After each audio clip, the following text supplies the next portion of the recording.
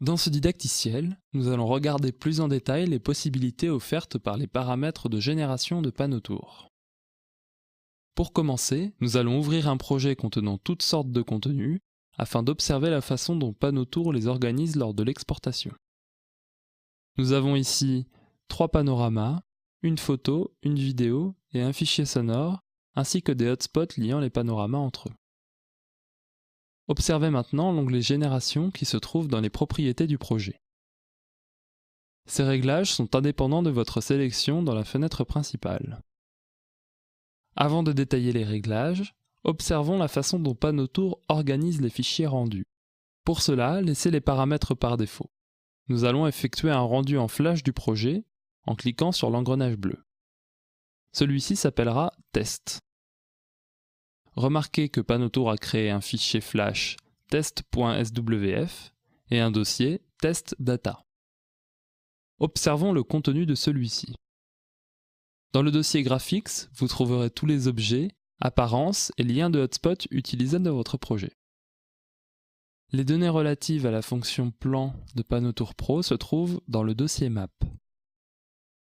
Le dossier Sounds regroupe les sons utilisés, et les dossiers Test 0, 1 et 2 regroupent soit les faces de cube pour un panorama complet, soit les tranches de panorama partiel pour chacun des panoramas de la visite. On trouve également pour chaque panorama l'image de prévisualisation. Le fichier test.swf est la visite à proprement parler. Il fera appel aux données présentes dans test.data et permet ainsi lors d'une publication sur le web de ne télécharger que le contenu dont on a actuellement besoin.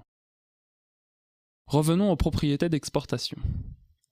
Panneau Tour Pro vous permet de rendre votre visite compatible avec les appareils mobiles. Cochez simplement la case de compatibilité. Attention cependant, les panoramas qui composent la visite doivent être des panoramas complets pour que l'option soit disponible. Le champ modèle HTML vous permet de demander à Panneau Tour de vous fournir, en plus des données habituelles, un fichier HTML déjà rédigé comprenant votre visite. Vous pouvez choisir un modèle existant ou utiliser les vôtres. Vous pouvez accéder au modèle et ainsi ajouter les vôtres en allant dans le menu Édition de la barre de menu, puis en cliquant sur Ouvrir le dossier des modèles. Le menu déroulant Export des images est par défaut en mode automatique.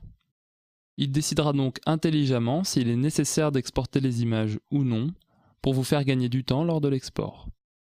Vous pouvez également forcer Panneau Tour à les exporter à chaque fois ou à ne jamais les exporter. Si la case « Incorporer toutes les données » est cochée, le dossier test.data ne sera pas créé. Toutes les données seront incluses dans test.swf.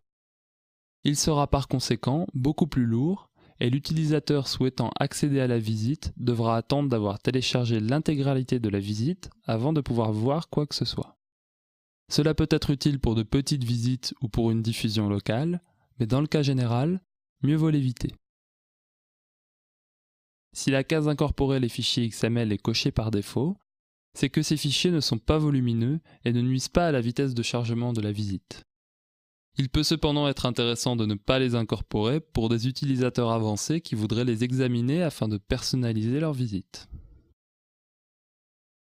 Cocher la case « Utiliser les fichiers XML existants » permet de réincorporer des fichiers XML dans le fichier .swf préalablement exporté.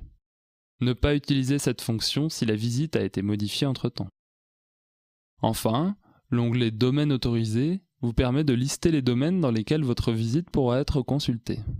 Cela permet de rendre votre visite obsolète hors de son contexte et ainsi de protéger votre travail.